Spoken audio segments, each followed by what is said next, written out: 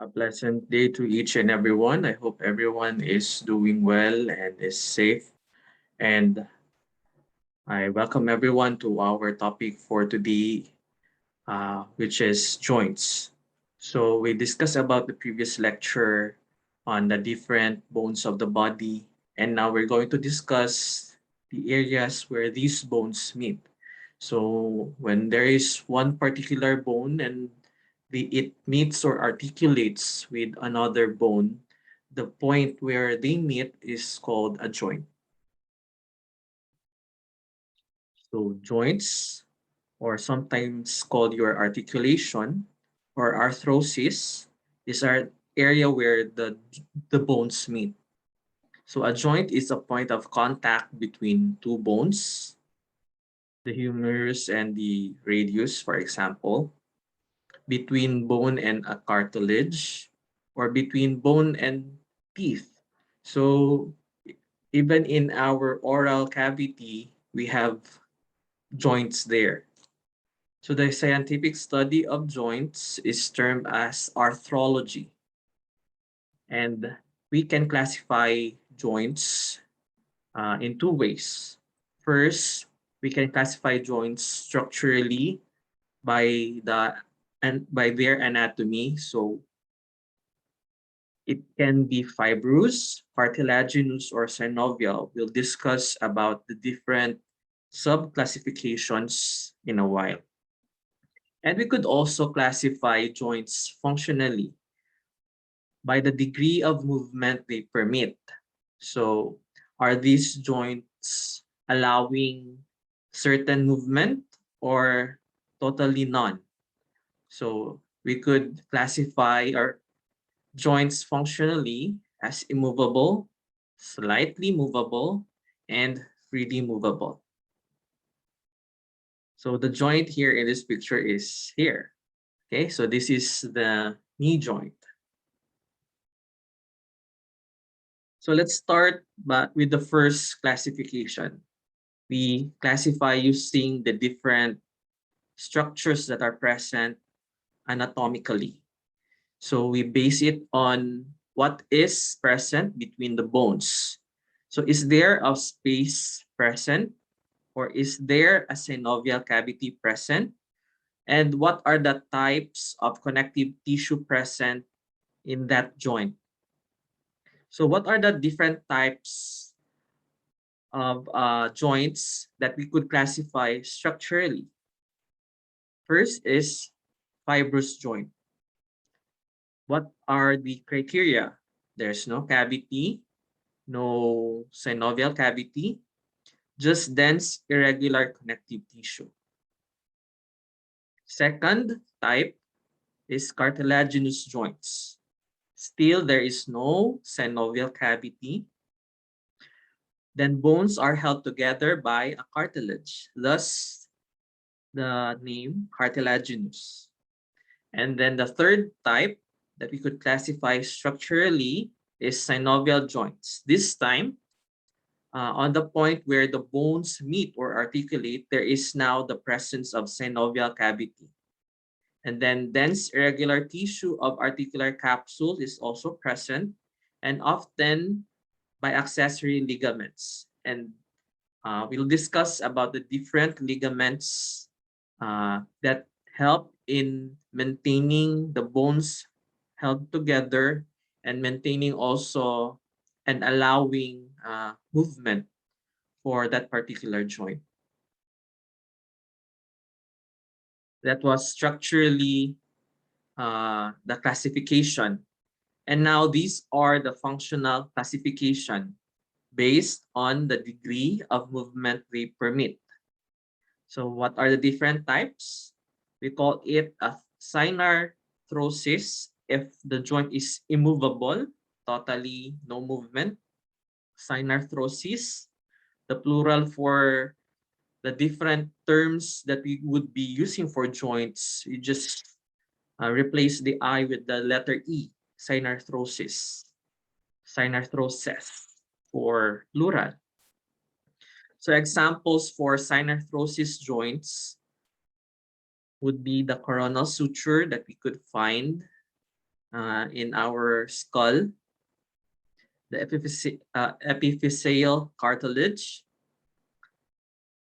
of course, found in our bones. In our bone, but it's a cartilage. The second classification is amphiarthrosis. It's slightly movable, like the joint found in between the tibia and fibula, the teeth, the intervertebral joints, the pelvic symphysis, and then diarthrosis, joints are freely movable. So most joints of the body are freely movable, and all diarthrotic joints are synovial. So you would be able to get an idea that synovial cavity with its fluid helps in the characteristic of making the joint uh, extend its range of motion. So functional classifications: synarthrosis, immovable; amphiarthrosis, slightly movable; and diarthrosis, freely movable. Okay, let's discuss on the different fibrous joints.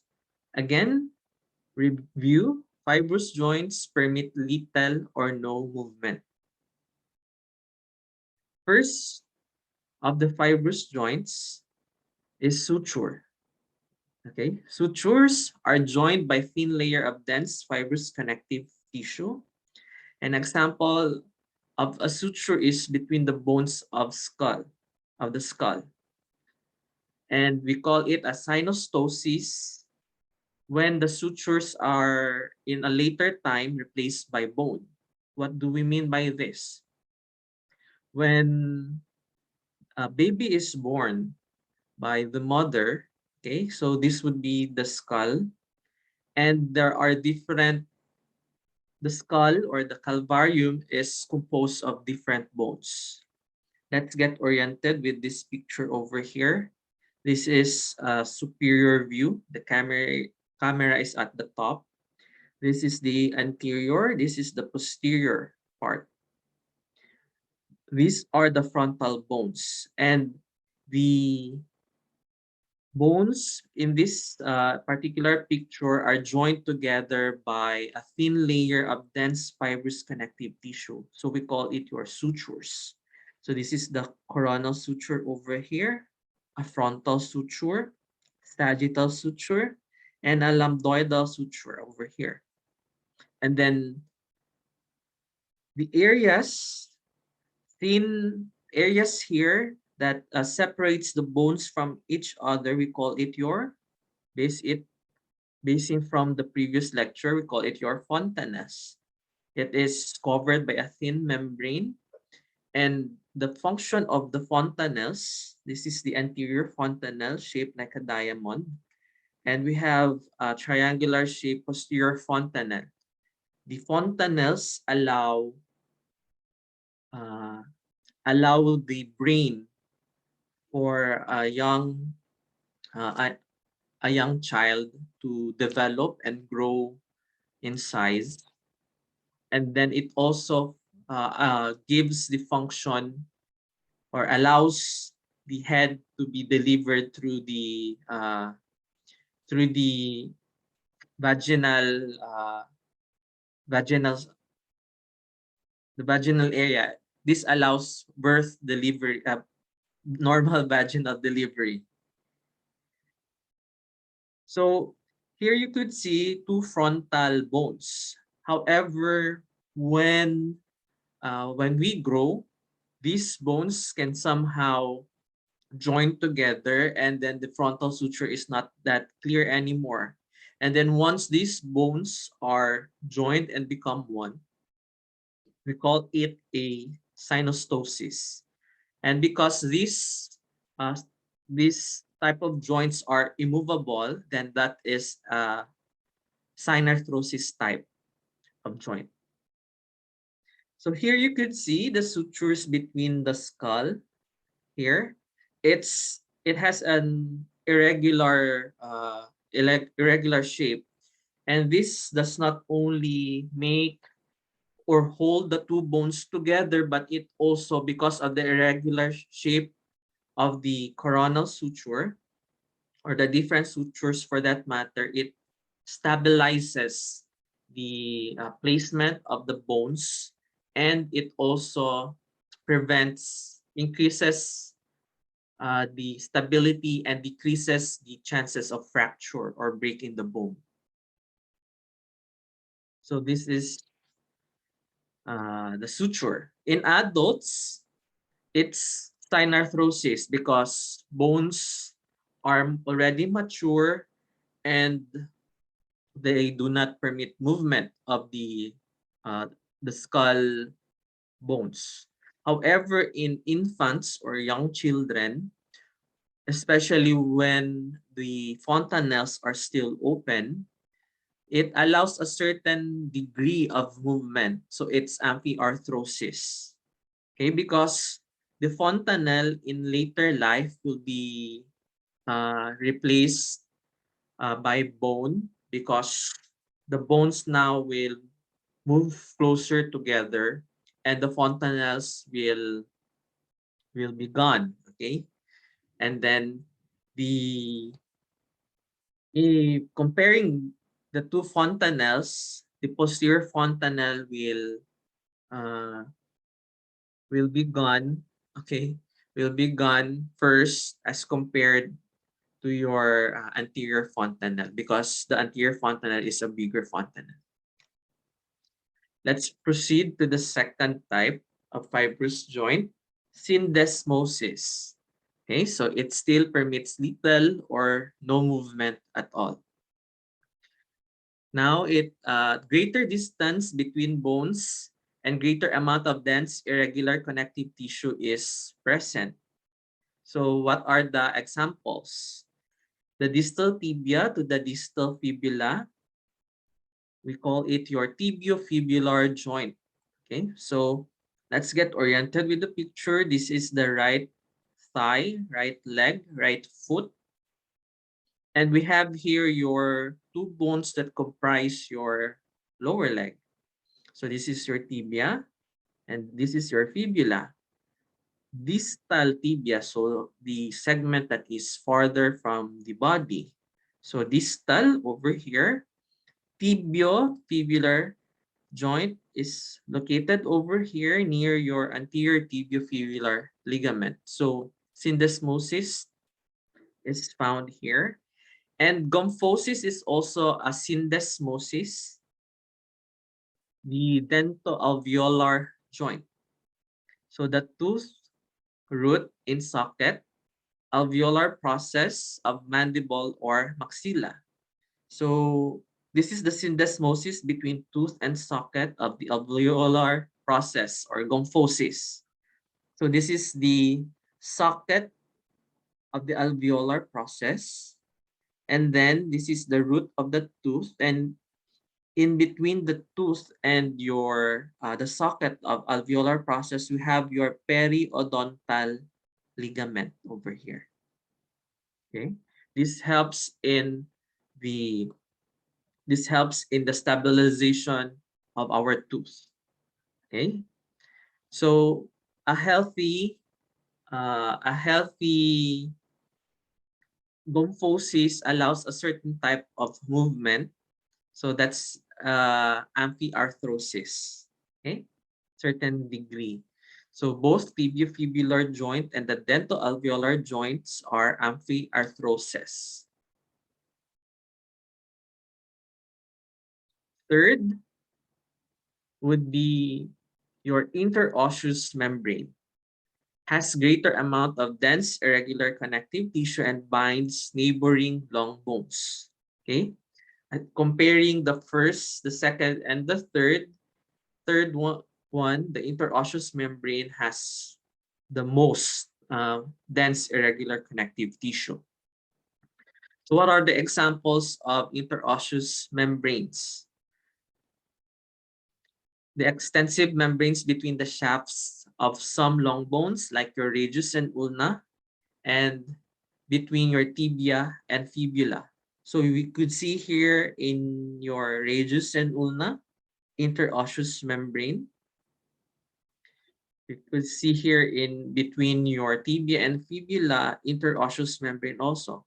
So not only that this interosseous membrane help in holding the two bones together and keep them in place, these also are sites wherein the body uses it as attachments for the muscles, especially for muscles that would play a part in the movement of the digits of the hands and the feet. Okay. So interosseous membrane is amphiarthrosis also because it allows a certain degree of movement. Now let's proceed to cartilaginous joints. We're done with the fibrous joints. We proceed with the cartilaginous joints. Cartilaginous joints, let's review, still lacks a synovial cavity. Space is not present and allows still little or no movement at all. The articulating bones are tightly connected by either hyaline cartilage or fibrocartilage. So cartilage is present. That's why it's called cartilaginous joints. First type of cartilaginous joint is synchondrosis. Okay? Hyaline cartilage connects two areas of bone, an example of which is the manubrium and first rib. Okay, so in between the manubrium and first rib. Let's get oriented with the picture over here. Synchondrosis. This is the rib cage. Part of your sternum would be your manubrium, the body of the sternum and the xiphoid process. And these are your different ribs, okay, with their costal cartilages articulating directly with the sternum for the first 7 ribs. Ribs 1, 2, up to 7. Okay, so the example of synchondrosis over here is the joint in between the manubrium and the first rib. So manubrium and the first rib over here. Okay, so this is an example of synchondrosis. In an X-ray of a young person's skeleton, the synchondroses are easily seen as thin, dark areas between the white appearing bone tissue. So this is an example of an X-ray imaging. You can see here the femur and the epiphyseal plate over here. Okay, so the synchondroses are easily seen as thin, dark areas in between. Okay, this signifies when these are present, doctors use this as a characteristic that we could confirm that this belongs to someone who is still young. Because when epiphyseal plates are present, this tells us that there is still uh, development that will still happen for the bone for growth and development. Because once epiphyseal plates close, then there would already be limitation with the growth of the bone, especially lengthwise. And then in cases wherein you encounter fractures of bones that extend to the epiphyseal plate, this will somehow affect also the development of the bone, especially for the lengthening of the bone. Okay, so uh, if you still have children or brothers, sisters, brothers and sisters who are still young, really keep an eye uh, on them, and then really watch out for falls. Second type for cartilaginous joints would be your symphysis. Okay. Going back to synchondrosis, so amphiarthrosis to synarthrosis. So little to a certain degree of movement is allowed. For symphysis, amphiarthrosis, there's a certain degree that it allows movement and is present at the end of articulating bones. And at the end of the articulating bones, these are covered with hyaline cartilage, but a broad flat disc of fibrocartilage connects the bones. All occur in the midline of the body. So examples would be your pubic symphysis, the sternal angle, and the intervertebral discs. Okay, so your symphysis pubis or your pubic symphysis, it's just the same. It's the articulation of your two pubic bones. Remember, in your hip bones or in your pelvic bones, it is comprised of different bones, your sacrum, your coccyx, and your hip bones are composed of three bones, right? Your ilium, ischium, and then your pubic bones over here. Articulation anteriorly in front of the hip bones, they articulate at the center, at the midline, through your pubic symphysis. Okay, next would be your sternal angle. Okay, if for this picture, it's synchondrosis in between your manubrium and the first rib, okay, through the costal cartilage. For the sternal angle or the angle of Louis, okay, angle of Louis, this one. So it's below the manubrium and superior to your sternal body, okay? This is a symphysis type of cartilaginous joint. And then intervertebral discs, so would be the cartilages or the structure found in between the vertebral bodies uh, of your vertebrae. Okay, so intervertebral discs, because your intervertebral discs also comprise certain cartilage. Okay, so amphiarthrosis because it allows a certain type of movement. Okay, just an additional information, your sternal angle or your angle of Louis corresponds to the articulation of the second rib or the second costal cartilage of your second rib. Okay, so your second rib, first, this is your second rib, the costal cartilage of your second rib will articulate at the point of the sternal angle or your angle of Louis. Actually, you could feel for it, okay?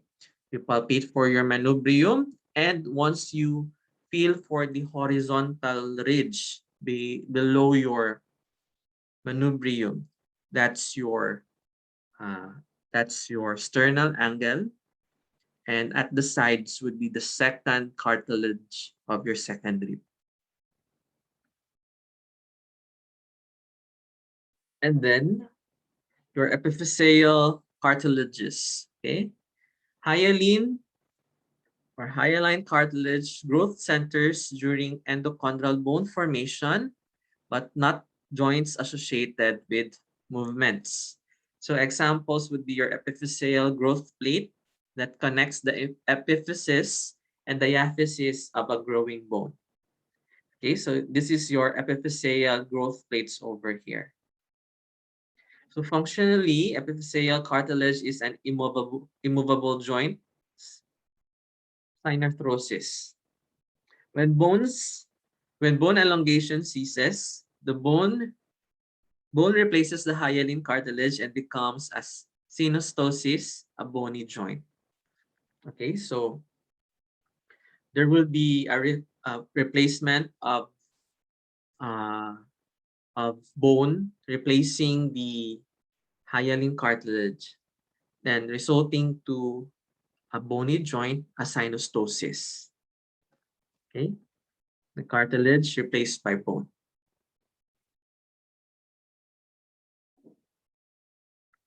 Okay, so let's proceed with the structures of the synovial joints. Okay, so the synovial cavity or the joint cavity is the space containing fluid that allows considerable joint movement. So it's a synovial joint structurally, structurally classifying the joint. Once the synovial cavity is present, it's a synovial joint. So it's the space containing fluid and allows considerable joint movement. Okay, so let's look for the synovial cavity in this picture. Okay, so this is a frontal plane of your, I think, the pointing finger, okay, index finger. So this is your synovial cavity over here, which contains your synovial fluid.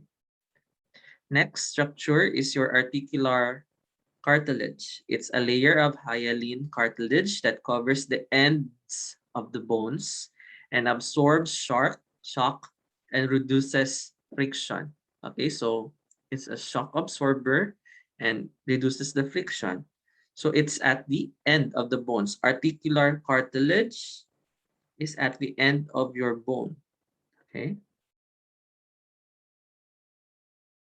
so imagine when your articular cartilages are diminished in certain cases, especially when we become older, they thin out. So bones will meet bone or hit bone, okay, with movement. So that would be painful and at the same time damage the bones because of the friction to one another, and it also limits the movement. Next would be your articular capsule or your joint capsule. Okay, unites articulating bones. And it has two layers, an inner layer and an outer layer. The inner layer is the synovial membrane, and the outer layer is the fibrous membrane. So this is your articular capsule or your joint capsule over here. So it has an inner synovial membrane and an outer fibrous membrane. Okay, so the inner synovial membrane is composed of areolar connective tissue with elastic fibers that secretes synovial fluid, and of course it reduces friction and supplies different nutrients needed for that joint. And then the outer layer is composed of a fibrous membrane and dense irregular connective tissue and is a continuation of the periosteum in between the bones. Okay, a continuation of the periosteum of the bones, the outer membrane of your articular capsule. Okay, so these are your synovial cavity or joint cavity, the articular cartilage, and the articular capsule or joint capsule with the two layers. In some cases, synovial joints include the different structures. Okay, accessory ligaments. Always remember when we talk about ligaments, these help in the stabilization of the normal anatomical position of uh, the bones. Okay, of the bones. Not only do they hold the bones in position, but they also allow a certain degree of movement. So it is sturdy, but also at the same time, because of its flexibility, it allows movement. Okay. So accessory ligaments, it could be extracapsular or intracapsular. Extracapsular ligaments outside the articular capsule. Examples would be your fibular and tibial collateral ligaments of the knee joint. Intracapsular ligaments within the articular capsule but excluded from the synovial cavity. Examples of which are the anterior and posterior cruciate ligaments of the knee joint. We'll discuss about these different ligaments once we tackle the knee joint.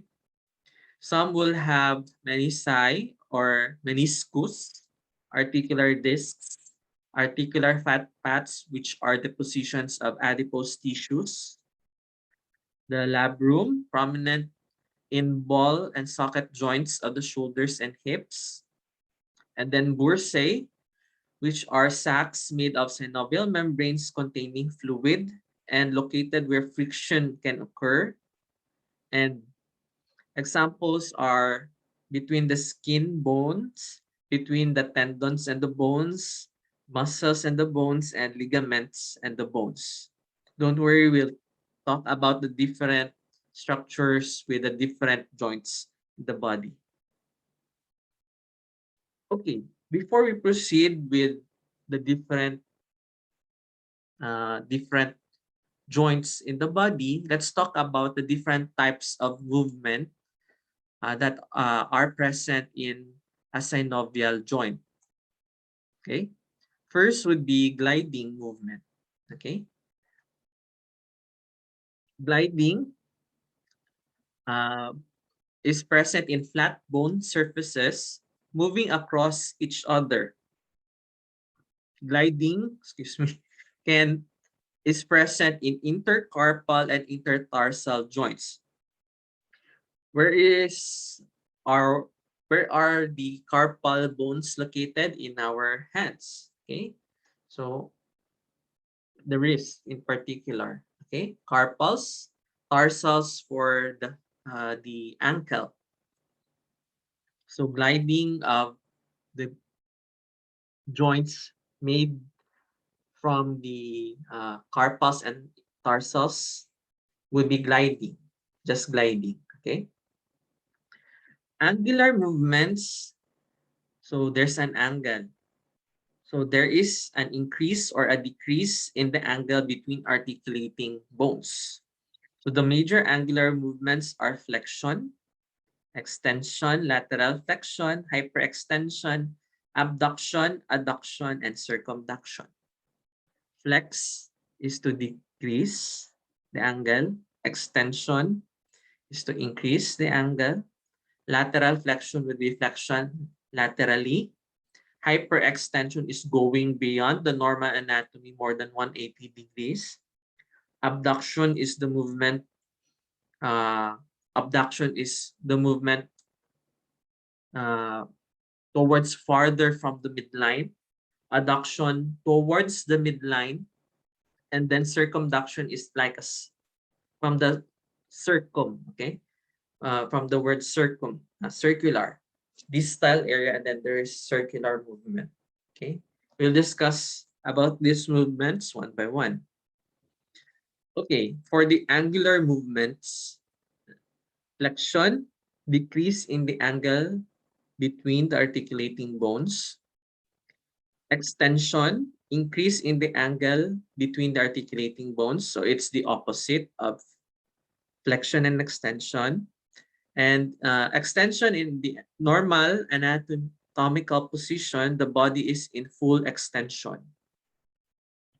Hyperextension is bending beyond 180 degrees, such as moving the humerus backward behind the anatomical position.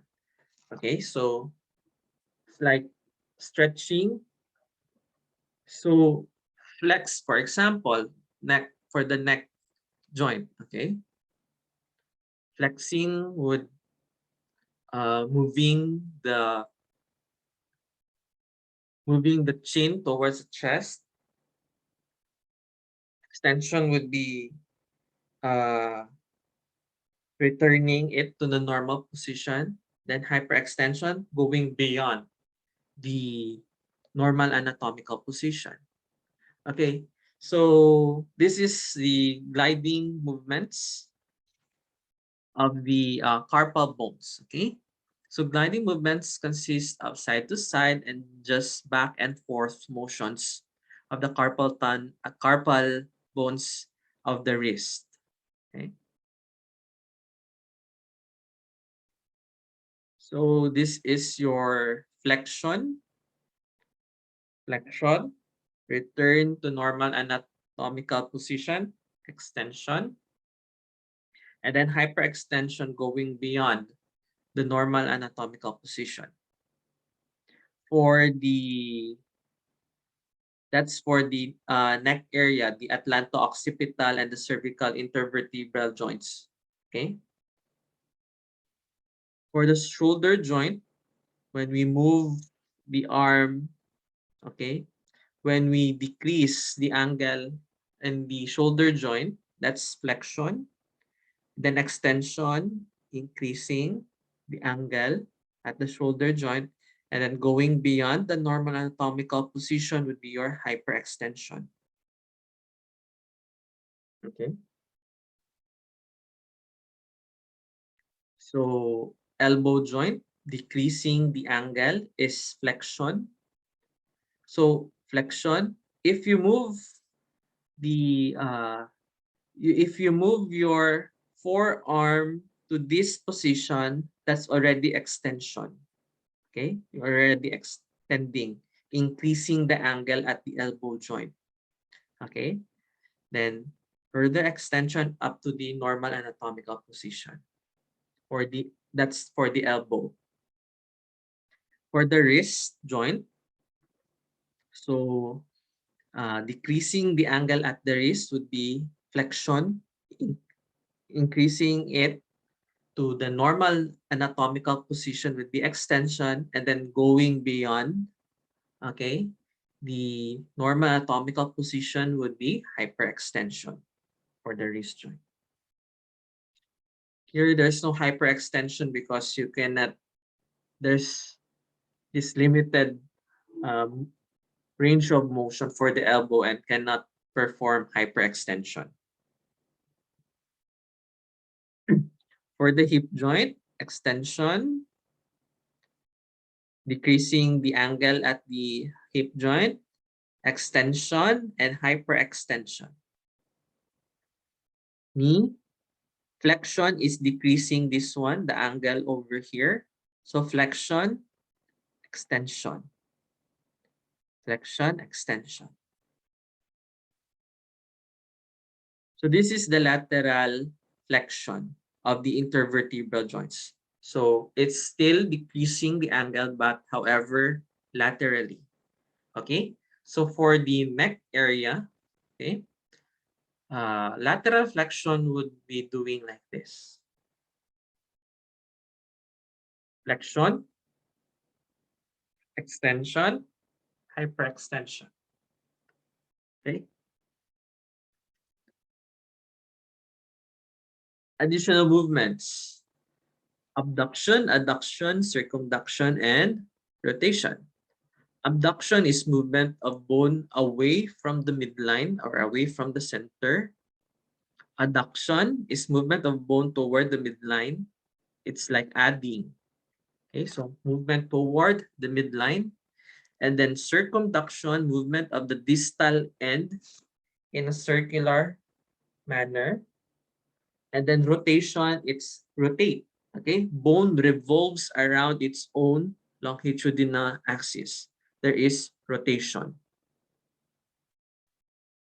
Okay, for the shoulder joint, abduction farther from the midline, adduction towards the midline. For the wrist joint, so this is the right hand, okay, because in the normal anatomical position, if you could remember, the thumb should be pointing laterally and the palms are facing anteriorly or forward. Okay, so abduction is farther away from the midline, okay, at the wrist joint, and then adduction towards the midline. Okay. This is the abduction and adduction of the hip joint. Further abduction towards the midline, adduction. So for the metacarpophalangeal joints, okay, the carpals would be located here, metacarpals,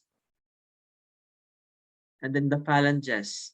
Metacarpophalangeal joints. So it's the joint in between the metacarpal and the phalanges, so at the areas here.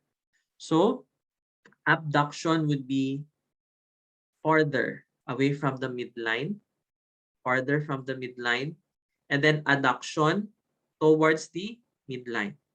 Okay? Abduction, adduction. Circumduction is the movement of the distal end of a body part in a circle. So that would be circumduction of the shoulder joint, hip joint. You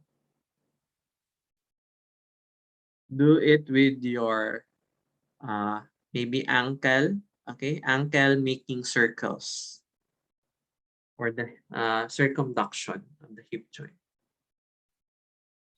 In rotation, a bone revolves around its own longitudinal axis. So at the atlantoaxial joint, okay, it rotates at its own. Okay, it's just like saying no. Lateral rotation at the shoulder joint. Lateral rotation, medial rotation. Okay, same with the hip joint, lateral going. Notice the foot pointing outwards, lateral rotation, pointing medially for the medial rotation.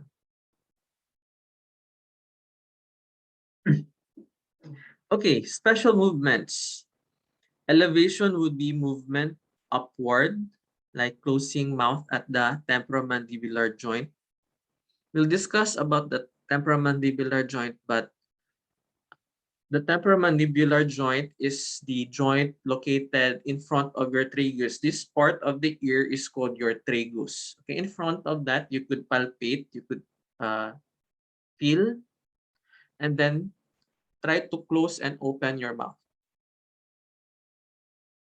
The joint that will be moving there would be your TMJ, temporomandibular joint. What's peculiar about the temporomandibular joint is it's the most used joint in the body, they say, especially for females, they say, because they talk more. Okay, so that's a joke. And so the elevation is moving upward of the jaw, like closing the mouth. So from mouth open, closing, elevation. Depression is the movement downward. So it's the opposite movement of the jaw downward. So it's depression is made when the mouth is opened to depress, put down the mandible. So, or like returning the shrugged shoulders or depress this when depressing the scapula and clavicle. So when you shrug your shoulders, it's like elevation. Okay, shrug your shoulders. When you return the shrug shoulders to normal anatomical position, it's depression. You depress the scapula and the clavicle. Okay, so that's up and down. Protraction is moving forward. You protract the mandible at the temporomandibular joint forward and protract the clavicles at the acromioclavicular and sternoclavicular joints by crossing the arm. Where are these acromioclavicular and sternoclavicular joints located? For the clavicle over here, right? It has articulations at the manubrium. We call it your sternoclavicular joint over here. And at the lateral end, it has an articulation with the acromion of your scapula over at the lateral area. Okay, that's the acromioclavicular joint. So when you cross your arms, these joints, the sternoclavicular joint and the acromioclavicular joint moves forward. So that's protraction. Okay. And then retraction is the movement backward into the anatomical position. Okay. So this is these are the special movements for up, down, front, and back. Additional pictures for elevation, closing the mouth, opening the mouth, depressing the jaw for depression. Protraction forward and moving the structure back to normal anatomical position. Retraction. More special movements. Inversion versus eversion. Inversion is the movement of soles medially. So this is the left foot moving the soles medially, inversion, and moving the soles laterally, or you lift the lateral area, is eversion. Dorsiflexion is bending the foot towards the dorsum. Okay, dorsiflexion or standing on heels.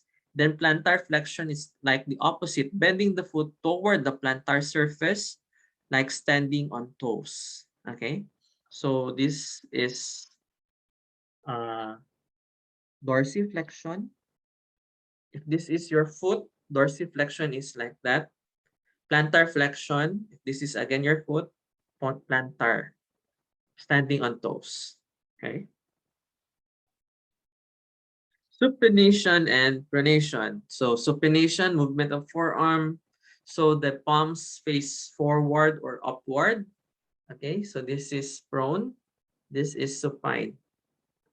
Pronation, movement of forearm. So palms face backward or downward. Okay, so like in this picture, palms at the anterior. So this is supination. Palms face forward. When palm posterior is seen, that's pronation at the radio-ulnar joints. Okay, radio-ulnar joints. Opposition is the movement of the thumb at the carpometacarpal joints. So the articulation of the carpus and metacarpals, in which the thumb moves across the palm to touch the tips of the fingers on the same hand. Okay, so opposition of the carpometacarpal joint. Okay, the different joints. So we have this carpus would be here. So carpometacarpal joints would be here. This is your metacarpals. Okay, and then your phalanges. Metacarpophalangeal joint would be here in your knuckles. Okay, metacarpophalangeal joint. Then you will have your interphalangeal joints over here. In between the phalanges, you have proximal interphalangeal joints and the distal interphalangeal joints. Okay. So just a summary of the different movements of synovial joints. Okay. The gliding, the rotation, angular, flexion, lateral flexion, lateral flexion, extension, hyperextension, abduction, adduction, circumduction, rotation, elevation up, depression down, protraction forward, retraction back, inversion, medial movement of the sole towards the middle, eversion outwards, dorsiflexion if this is your foot, up, plantar flexion going down, supination forward, pronation down, opposition. Okay, so we're done with the movements. Now let's proceed to the different types of synovial joints. Okay, so although all synovial joints have many characteristics in common, the shapes of the articulating surfaces vary. Okay, so there are a lot of different shapes of the bones for the synovial joints. Okay, and because of this, many types of movements are possible. And the synovial joints are divided into 6 categories based on the type of movement. So what are these 6 movements? Plane or planar, hinge, pivot, condyloid, saddle, and ball and socket. Okay, so these are representations of the different types of synovial joints. Okay, planar, hinge, ball and socket, saddle, pivot, and condyloid or your ellipsoid. Familiarize the pictures because it will help you. Okay, so let's start with the first one, the planar joints. Articulating surfaces are flat or slightly curved. They just permit back and forth and side-to-side movements between the flat surfaces of bones, but they may also rotate against one another. So examples are between the carpals, the tarsals, intercarpal joints and intertarsal joints, the sternum and the clavicle, the scapula and the clavicle. So it's your the joints that I have mentioned, sternoclavicular and the acromioclavicular joints, the sternocostal joints, the articulation of the costal cartilages and the sternum, and the vertebrocostal joints. Okay, vertebrocostal joints. Remember, vertebro here would be uh, the thoracic vertebrae, the bodies, and the transverse processes. They will have articulation with the head and the tubercles of the rib. Those joints formed by the articulation of the ribs and the thoracic vertebrae uh, uh, are examples of planar joints. So the movement is just gliding. Gliding, just uh, back and forth and side-to-side movements. Okay, so like here, plane joint between the navicular and the second and third cuneiforms of the tarsus in the foot. Okay, second and third cuneiform and the navicular. So it's like biaxial or triaxial with the back and forth and just minimal rotation against one another. That's planar. Notice the picture, just plain, okay? One movement, plain.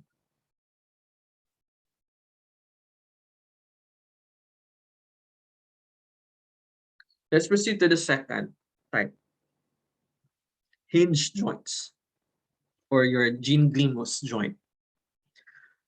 There is a convex to concave surfaces. Okay?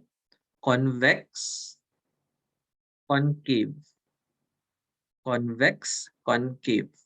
Okay? As the name implies, hinge joints produce an angular opening and closing motion like that of hinged door. Okay? A hinged door. So uh, it's like they are made for one another. Okay? Uh, like that. Okay? So in most joint movements, one bone remains in a fixed position while the other moves around on an axis. Okay, this one moves around on an axis like the humerus. Okay, so examples would be your elbow, knee, ankle, and interphalangeal joints. The movement would just be flexion or extension. Okay, movement would just be flexion or extension. So the movement is just monoaxial because the movement allowed is just in one axis. Okay, so the hinge joint between the trochlea of the humerus and the trochlear notch of the ulna at the elbow. Okay, trochlear notch of the ulna at the elbow. So this would represent this one, and the trochlear notch of the ulna, okay, will represent this one, hinge joint. Okay, ulna, trochlear notch, this one, the trochlea of the distal humerus will represent this one, hinge joint. Third would be your pivot joints, or also called your trochoid joint. Rounded surface with ring formed by bone and ligament. Examples would be your atlantoaxial joint, just like in saying no. Okay. And radius ulna for pronation and supination. Radius and ulna. So the movement here is rotation. Okay. Rotation. So remember your C1 and C2. C1 would be your atlas, and C2 both are atypical cervical vertebrae, right? Because your C1 atlas does not have a vertebral body, and your axis also is special because it has a odontoid process, or also called your dens, which makes up the body for your atlas. Okay, because of the transverse ligament here, the atlas, with the help also of the dens or odontoid process, that's the reason why you could say no or rotate your atlantoaxial joint. Okay. So for the supination and pronation, this is possible because of the pivot joint at this area. Okay, between the head of the radius and the radial notch of the ulna. Okay, radial notch of the ulna over here. So the movement is uniaxial. Okay, just rotation. Just rotation. Rotation, pronation, and supination. Pronation and supination. Movement at this area. Radius and ulna. And then rotation of the atlantoaxial joint. Pivot. Fourth would be your condyloid joints or ellipsoidal joint. Convex oval surface to concave oval surface. No? It's like the hinge joint. However, in this particular joint, both are oval surfaces. Okay, oval surfaces, just like in this representation. So examples of condyloid joints would be your radiocarpal joints at the wrist. Okay, radiocarpal, radius and carpal bones, and metacarpophalangeal joints, second to the fifth digits. Okay, so the movements in this particular joint would be flexion and extension, abduction and adduction with a little or a limited circumduction. Okay, remember that limited circumduction is not an isolated movement here. So, but there is biaxial movement. Okay, so condyloid joint between radius and scaphoid and lunate bones of the carpus or wrist. Okay, radius and scaphoid and lunate of the carpus or wrist. So it's a condyloid joint. Saddle joint or cellar joint. Okay, one side is saddle shape, other like a rider sitting on the saddle. A saddle is looks like this one. Okay, the thing placed on the back of the horses before we sit. So looks like this. Okay, the representation. Examples would be the carpometacarpal joint. So in between the carpal and the metacarpal, carpal, metacarpal, metacarpo, sorry, carpo-metacarpal joint over here. So the trapezium would be your carpal to the metacarpal, the first metacarpal of the thumb. Okay, so this is an example. Carpo-metacarpal joint, the trapezium, and the first metacarpal of the thumb. Movements, it's biaxial, still, flexion and extension, abduction and adduction, and then limited circumduction, biaxial. And then the ball and socket. This is uh, really easy to identify. There's a ball and there's a socket, or sometimes called your spheroid joint. Ball-like surface into a cup-like socket surface. So example would be your shoulder and your hip. So you have here your the acetabulum and the head of the femur.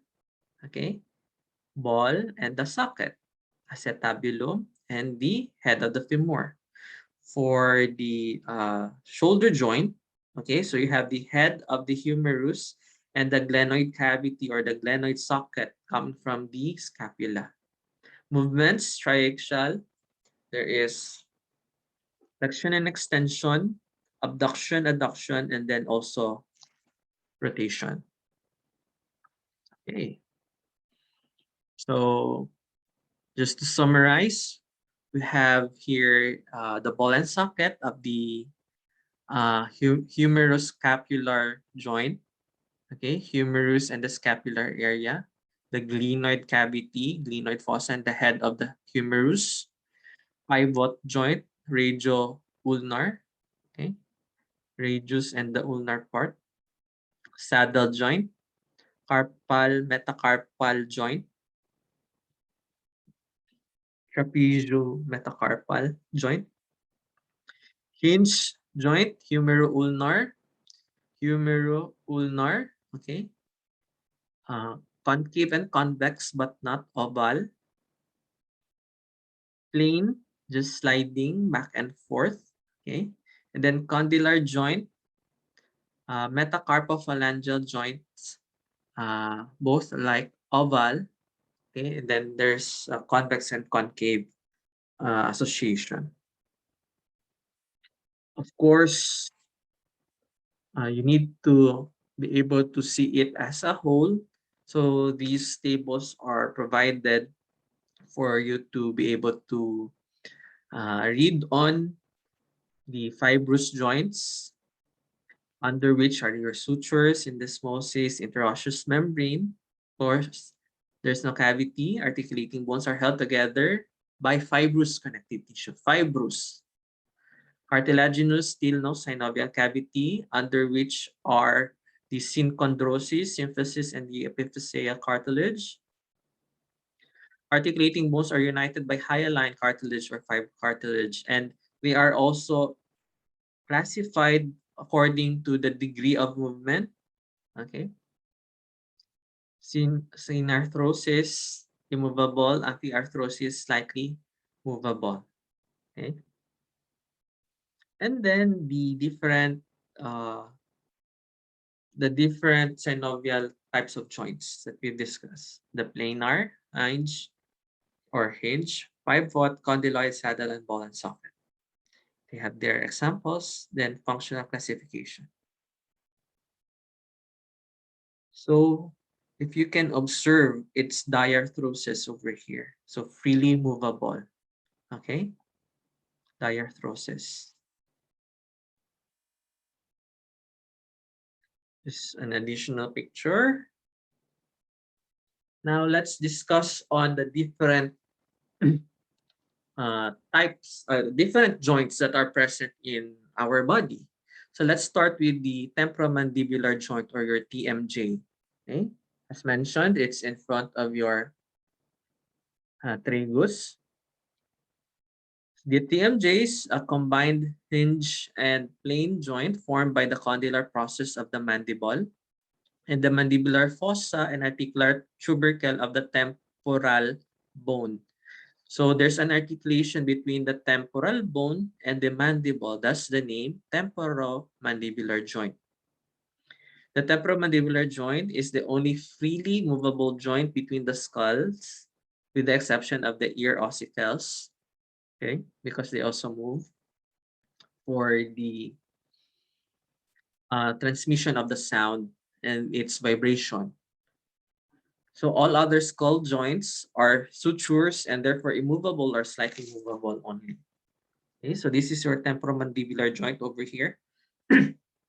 So there's an articulation, sorry, excuse me, of the temporal bone and the mandible. Okay, so it has a synovial cavity and it has different compartments also.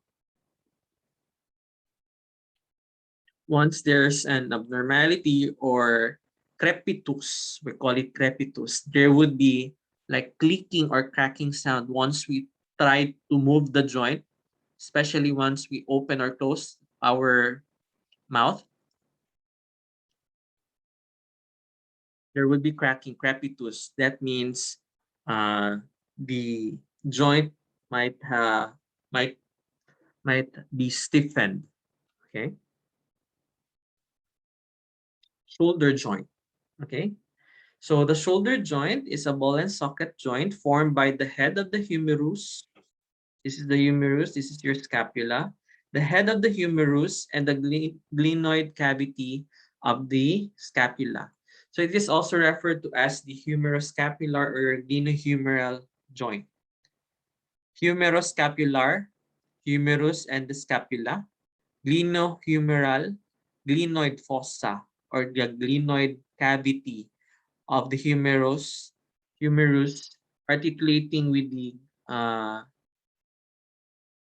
uh, of the glenoid fossa of the scapula and articulating it with the head of the humerus. Okay, so you could see here and appreciate the different ligaments that comprise that make up the shoulder joint. Okay, help in the stabilization. Okay, so there's a connection between the uh, coracoid process towards the acromion, the clavicle towards the acromion, no? The acromion, the coracoid process. Acromion is at the lateral. Anterior would be the coracoid process of the scapula. So different ligaments. Ligaments again help in the stabilization of the position anatomically. Ligaments also, although they are not as stiff as the bones, but because of these attachments, okay, they allow, uh, they help in the position, but they are also flexible, so they also allow movement. Okay, so they are positioned in such a way that there would be movement of the shoulder. Okay, so bursae or the different bursa are present for to decrease friction and are also shock absorbers. So lateral view, pen view. So this is superior, anterior, posterior. So seeing the glenohumeral ligaments before the head of the humerus attaches itself towards the glenoid fossa and the glenoid, making the glenoid cavity. Okay, so there's also a bursa over here for cushion. Okay, decrease the friction and allows or supports the movement of our shoulder.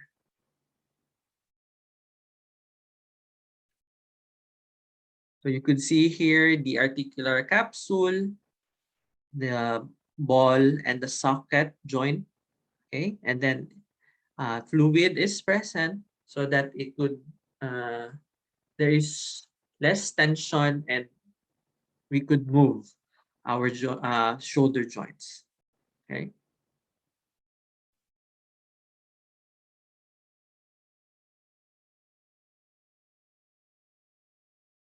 This is the elbow joint. The elbow joint is a hinge joint formed by the trochlea and the capitulum of the humerus, the trochlea and the capitulum of the humerus, and the trochlear notch of the ulna, and the head of the radius. Okay, so this is your elbow joint. Trochlea, capitulum of the humerus, the trochlear notch, and the head of the radius. Okay, so the elbow joint is formed by parts of three bones, as mentioned, the humerus, the radius, and the ulna. Okay, so you could see here the different bursae, the bursa present to decrease the friction at the elbow joint. Okay, and then you could see here the different ligaments that help in the stabilization of the joint. And then they provide also attachment points for the different muscles of the upper extremity. Hip joint.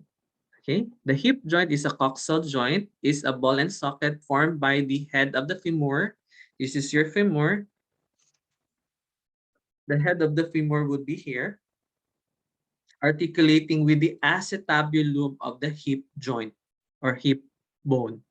Okay, remember the hip bone, your ilium will be here, your ischium would be here, and the pelvic bone would be here.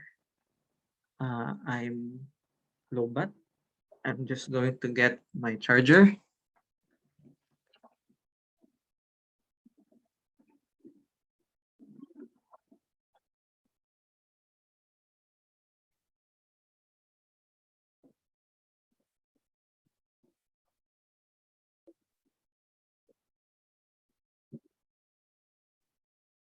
Okay, so this is your hip joint. Okay, so you could see different ligaments also come to support uh, the hip joint. Okay, this is still a ball and socket joint. The ball and the socket, the head of the femur, and the acetabulum of your hip bone. Okay, let's proceed to the knee joint. The knee joint, tibiofemoral joint is tibia and femur, is the largest and most complex joint of the body. Let's get oriented with the picture. This is your tibia, fibula. This is your knee joint over here. This would be part of your femur.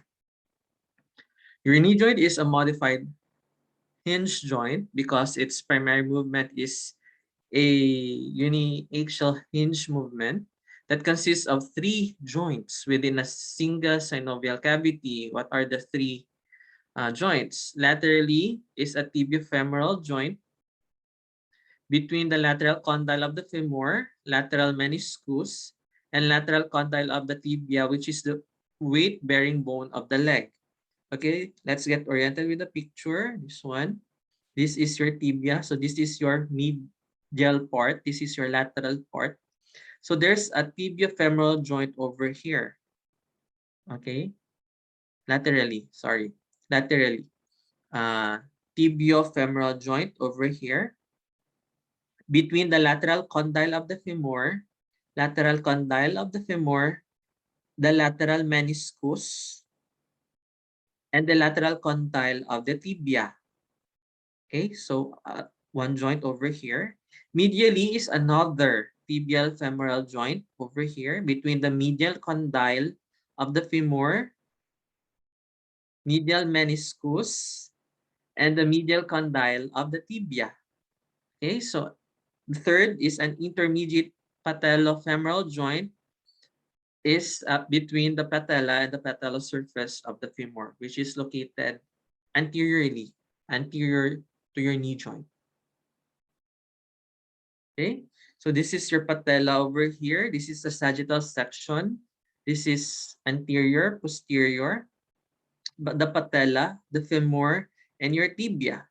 Okay, so you have here your different bursae that will help in three main bursae that help in the cushion and then also decreases the friction, especially for the knee joint.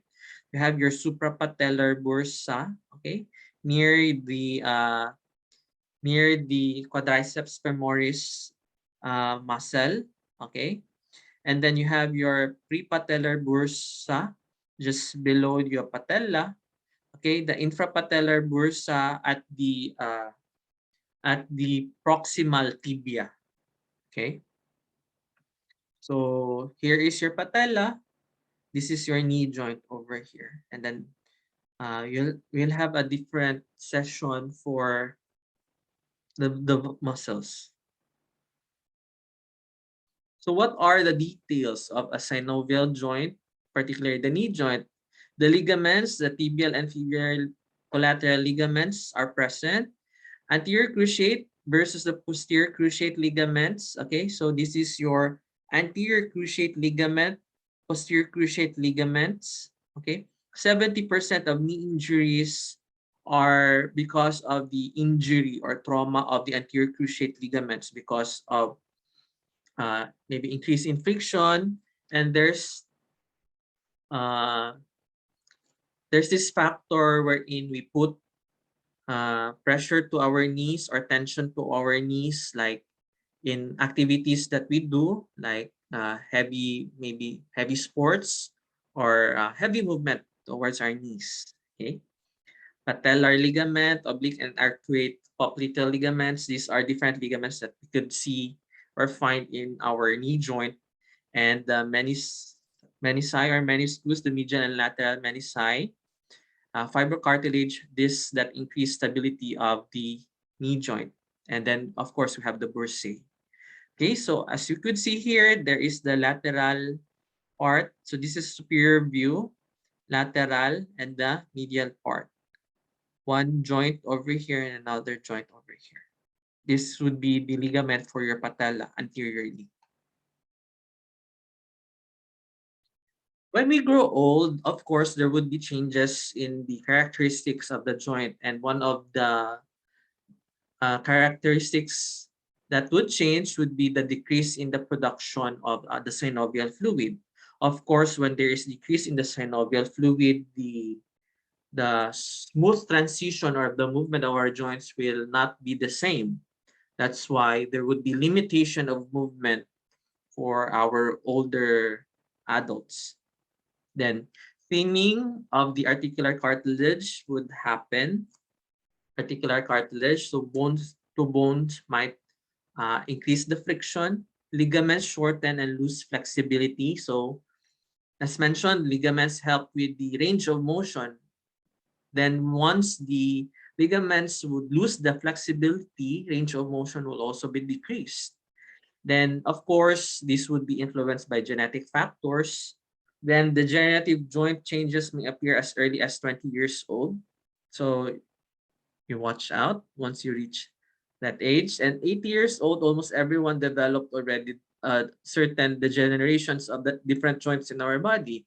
Complains already of pain of the elbow, the knees, the hip joints, and the different joints. Okay, the fingers, the toes, etc. And you could advise someone for as early as now to be healthy with physical activities like stretching and aerobic exercises, because this would minimize the effects of aging. Okay, for total hip and knee replacement, damaged portions of the acetabulum and the head of the femur are replaced by prostheses. Okay, so again, let's get oriented. This would be your acetabulum. This would be the head of the femur. So the acetabulum, this one, and the head of the femur would be replaced by prosthesis. So prosthesis would be uh, attached to the patient, okay, through surgery. And these areas would be reshaped first. This would be incised. This would be reshaped in order for us to be able to implant these prostheses. Okay, so this would be the artificial acetabulum, artificial femoral head. Then this shaft would be inserted towards the shaft of the femur. Okay, so in an imaging provided, you could see here that the prosthesis is attached properly. Okay. Joints that have been severely damaged by diseases such as arthritis or by injury may be replaced surgically with artificial joints in a procedure referred to as arthroplasty. Arthro means joint, plasty means repair. Okay, so it's the repair of the joint, arthroplasty. So this would be the preparation needed for the total knee replacement. Okay, the patellar surface would be removed. The patellar surface is just removed here in this picture. And then as mentioned with this one, there would be the reshaping of the acetabulum, and the head of the femur would be removed. Okay.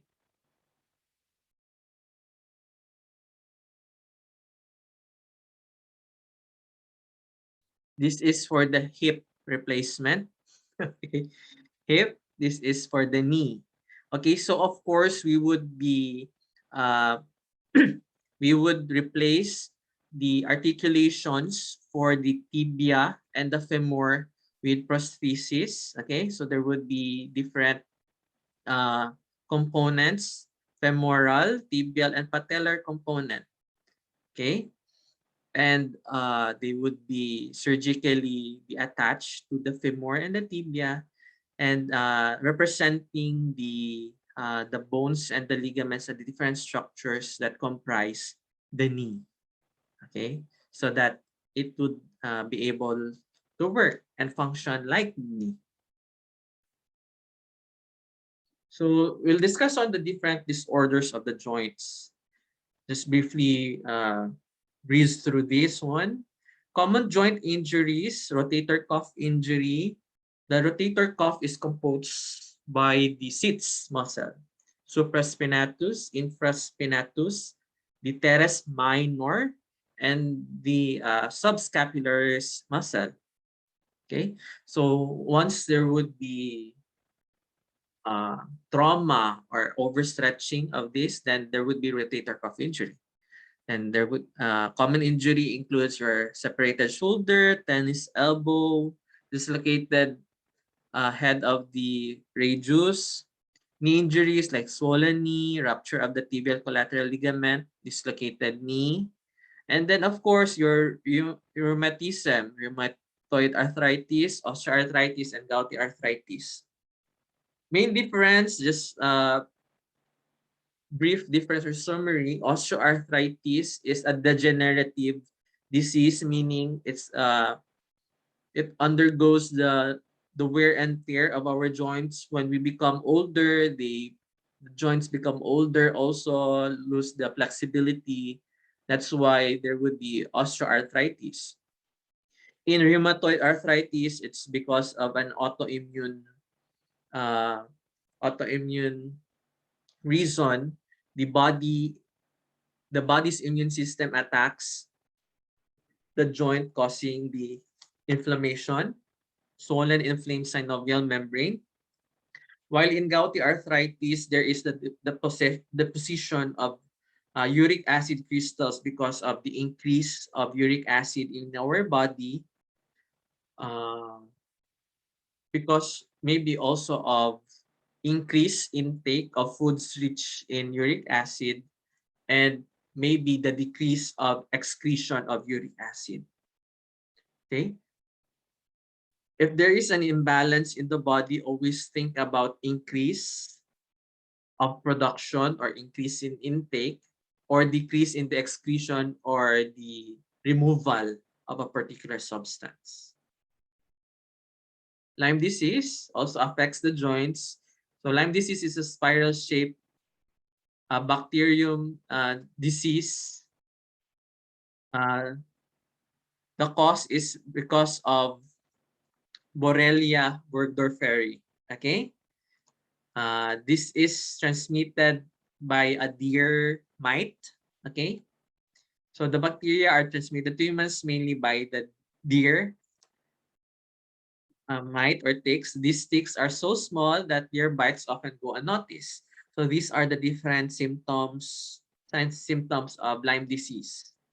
Not common in our country because we really do not have much deer. Okay, flu-like symptoms, hearing loss, paralysis, but for the sake of the joints, joints will also be affected. Hot, swollen, and painful joints.